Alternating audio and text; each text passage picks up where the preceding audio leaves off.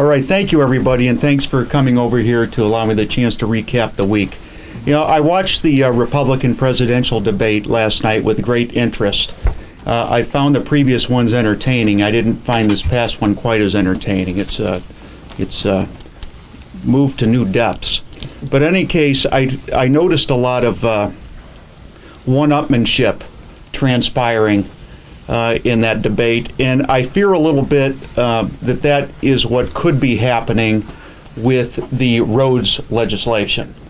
I want to urge my colleagues and the leaders of the Republican caucuses to set aside their competitive natures and put the state first, because it's imperative that we leave this session with a politically achievable and bipartisan infrastructure reinvestment plan. I believe that is achievable if people are willing to set their egos aside.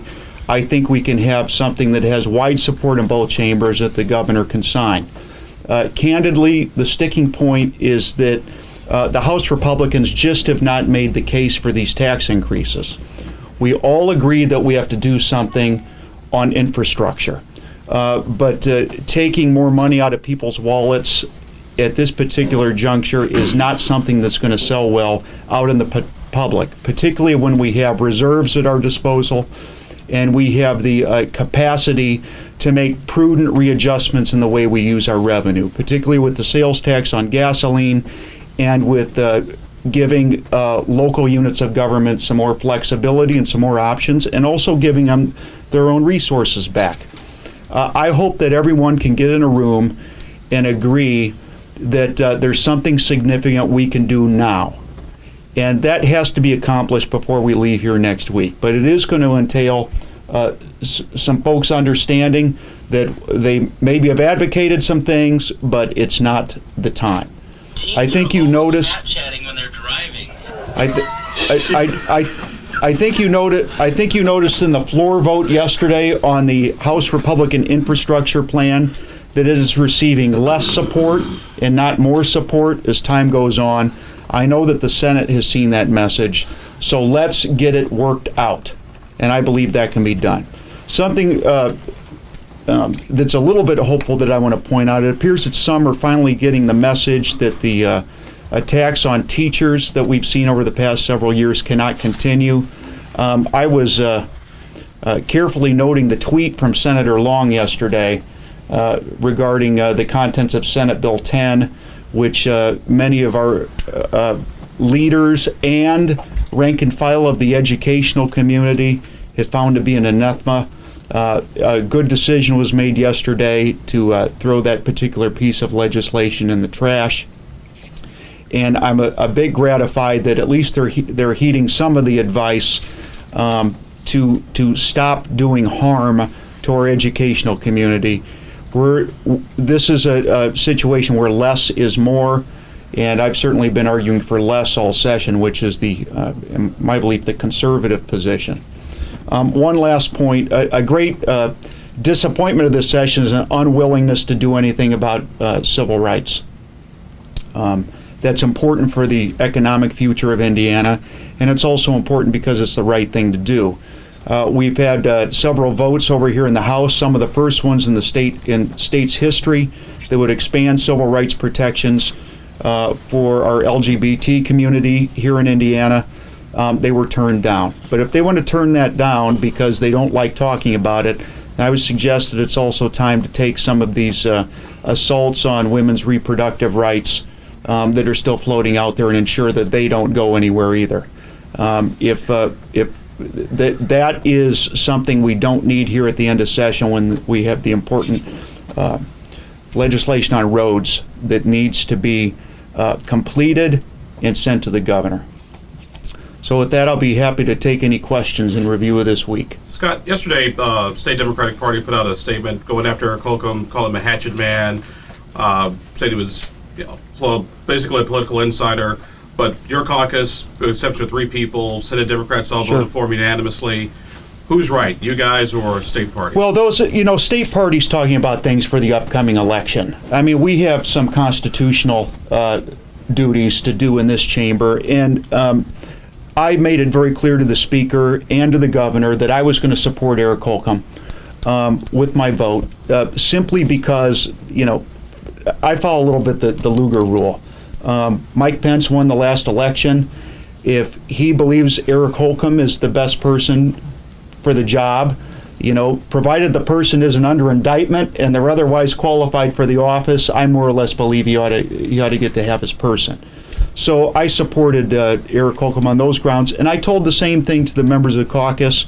I also made clear to them that they were entitled to do as they wish, and we had a few members that were unwilling to cross that bridge for their own legitimate reasons. But a lot of those discussions here about state party, those are issues for the election, and those are entirely legitimate to discuss.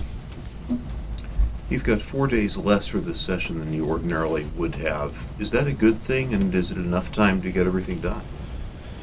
Oh, it's enough time to get everything done. I think part of the reason we were here today, though, is that the speaker may worry that there is going to be some unforeseen blow up, and he maybe wants a little extra time to try to manage that if it happens.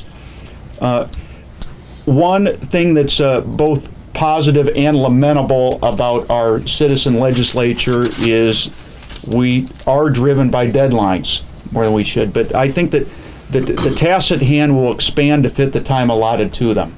So I believe there's enough. I believe there's enough time. On roads, there's still a lot of disagreement on the length of the plan, how to fund it, how to pay for it. Do you think there's agreement among the legislative leaders and both parties on the needs? Well, I, for one, believe that there's a lot of need. I understand the speaker and others have just said, our roads are in pretty good shape. They're not in crisis.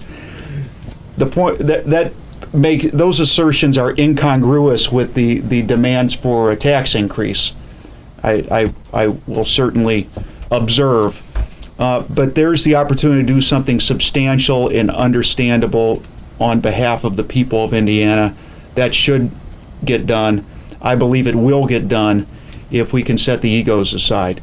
But roads will always be something that we have to discuss here in these two chambers.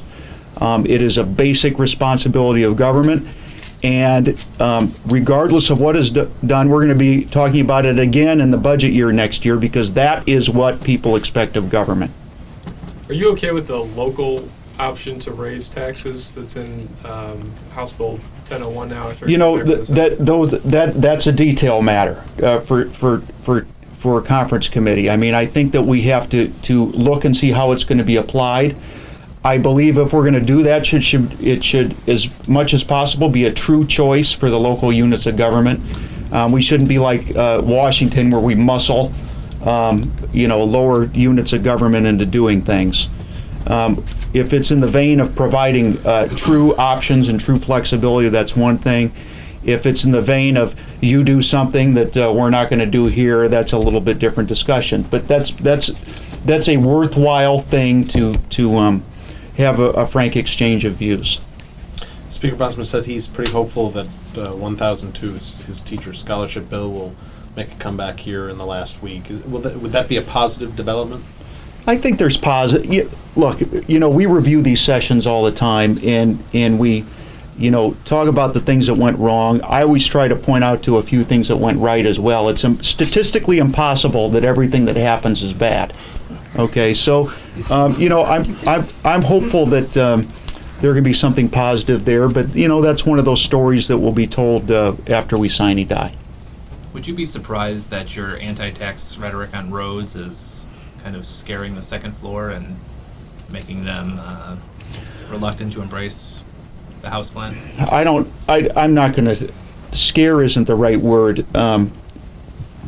Sometimes the conclusions are arrived at for different reasons.